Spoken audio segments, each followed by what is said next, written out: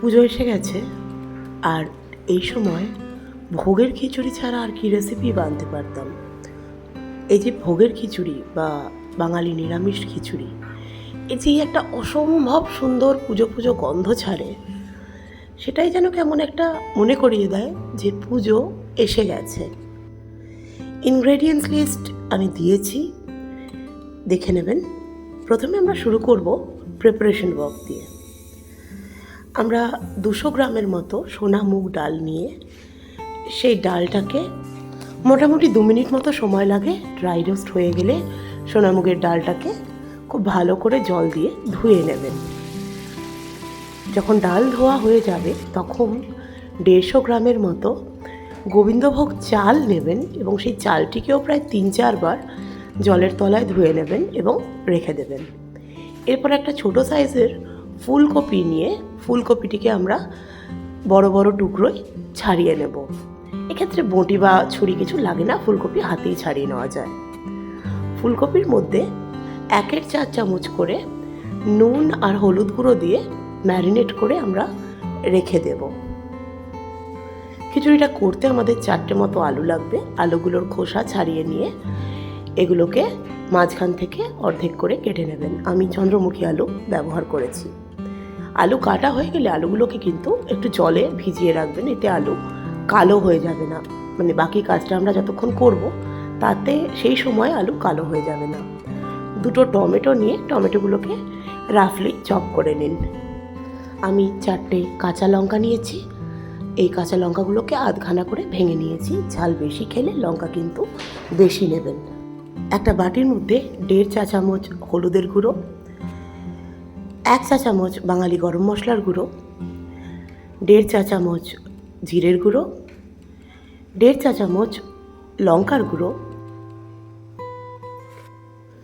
2 table চামচের মতো চিনি, আর তার সঙ্গে 1.5 চা চামচ নুন দিয়ে তার সঙ্গে 2 টেবিল চামচ সর্ষের তেল মিশিয়ে একটা ঘন স্পাইস পেস্ট আমরা বানিয়ে নেব। এখানে বলি, চিনি চাইলে একটু কম দিতে পারেন।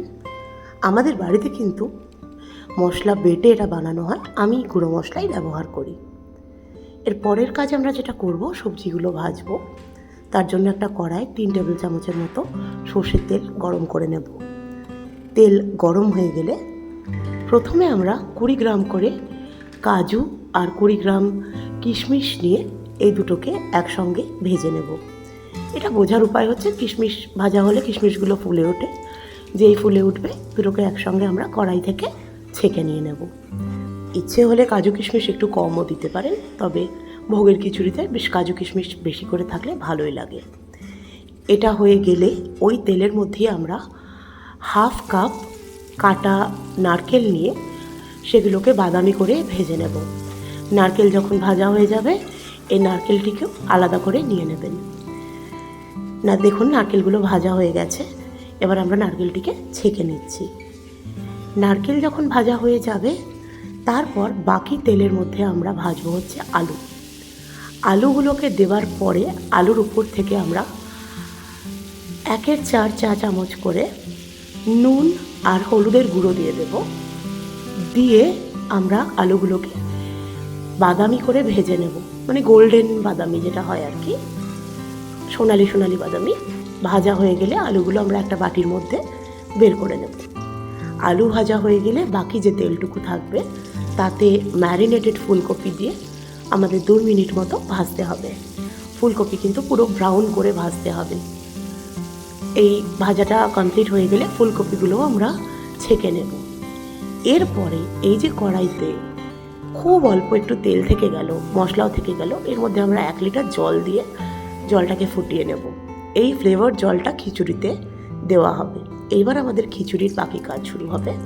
তার জন্য একটা হাঁড়ির মধ্যে 5 টেবিল চামচ সর্ষের তেল গরম করে 1 চা চামচ জিরে, 8টা ছোটো এলাচ, 1টা বড় এলাচ, 2টো দারচিনি, এরপর দিয়ে দেবেন 10টা মতো লবঙ্গ, তারপরে দিয়ে দেবেন 4টে শুকনো লঙ্কা, 4টে বে লিফ বা তেজপাতা দিয়ে একটু নেড়ে টমেটো দিয়ে যতক্ষণ না টমেটো সফট হচ্ছে, নরম হচ্ছে, ততক্ষণ রান্না করবেন।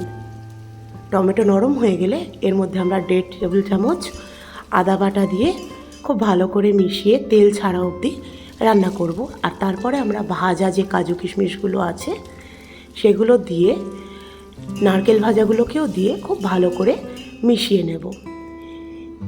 এইগুলো সব মিশে গেলে এর মধ্যে আমরা যে ভাজা আলু আর ভাজা ফুলকপি আছে এই দুটোও দিয়ে দেব।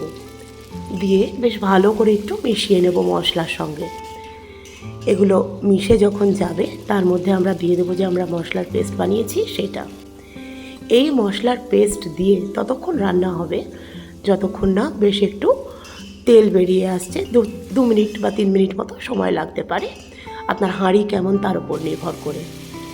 এইবারে এর মধ্যে আমরা দিয়ে দেব 1 কাপ মটরশুঁটি এবং 1/2 কাপ নারকেল বাটা। এ দুটোকেও দিয়ে মিশিয়ে নেবেন। 2 রকম নারকেল, মানে নারকেল বাটা বা নারকেল যে স্লাইস আমরা ভেজেছি এগুলো কিন্তু অপশনাল। তেল বেরোতে শুরু করলে এর মধ্যে আমরা যে ভেজা ডাল আছে, যেটা ড্রাই রোস্টেড ডাল ছিল, সেটা দিয়ে খুব ভালো করে মিশিয়ে বেশ কিছুক্ষণ রান্না করব। ডাল প্রায় 2 মিনিটের মতো রান্না হবে। ডাল রান্না হওয়ার পর আমরা এর মধ্যে দিয়ে দেব ভেজা চালটাকে দিয়ে খুব ভালো করে মিশিয়ে নেব, যাতে চাল এবং ডাল সব মশলা এবং সবজির সঙ্গে খুব ভালো করে মিশে যায়। এটা হয়ে গেলে ওই যে ফ্লেভার জলটা আমরা বানিয়েছিলাম, গরম জল, সেটাকে মিশিয়ে দেবেন। আর মিনওয়াইল আরও 1 লিটার গরম জল হাতের কাছে রেডি রাখবেন। খিচুড়ির পর থেকে রান্না হতে 20 মিনিটের মতো সময় লাগবে। তো ওই যে 1 লিটার গরম জল, ওটা এর মাঝে মাঝে আমরা অ্যাড করতে থাকবো। এই যে 20 মিনিট রান্না হবে, এই সময় একটা ঢাকা দিয়ে দেবেন। ঢাকা দিয়েই 20 মিনিট রান্না হবে। মাঝে মাঝে ঢাকা খুলে একটু মিশিয়ে নেবেন আর একটু একটু করে গরম জল মেশাতে থাকবেন। টোটাল আমাদের 2 লিটার জল লাগছে। প্রথমে ফ্লেভার জলটা, তারপর আর 1 লিটার। তো ওই 5 মিনিট পরে একবার দেখবেন, 10 মিনিটে একবার দেখবেন, 15-এ একবার দেখবেন, 20-তে একবার দেখবেন। 15 মিনিট মতো হয়ে গেলে তখন যে লঙ্কাগুলো আছে, কাঁচা লঙ্কা, সেটাকেও দিয়ে মিশিয়ে নেবেন। আর দেখতে থাকবেন যে খিচুড়িটা গলছে কিনা, মানে চাল ডাল। খিচুড়ির কনসিস্টেন্সি ভীষণ গুরুত্বপূর্ণ একটা জিনিস, মানে বিশেষত এই ভোগের খিচুড়ির ক্ষেত্রে। এটা না খুব শক্ত হয় না খুব পাতলা হয়, কিন্তু খুব একটা মাখা মাখা কনসিস্টেন্সি হয়। তো সবজি সব গোটা থাকে, তো সেইটা দেখতে থাকবেন। 20 মিনিটের মধ্যে রান্না মোটামুটি কমপ্লিট হয়ে যায়। এরপরে এর মধ্যে 2 টেবিল চামচ ঘি আর 1 চা চামচ বাঙালি গরম মশলা মিশিয়ে ভালো করে মিশিয়ে নেবেন। এখানে বলি, ঘি কিন্তু চাইলে একটু কম দিতেই পারেন।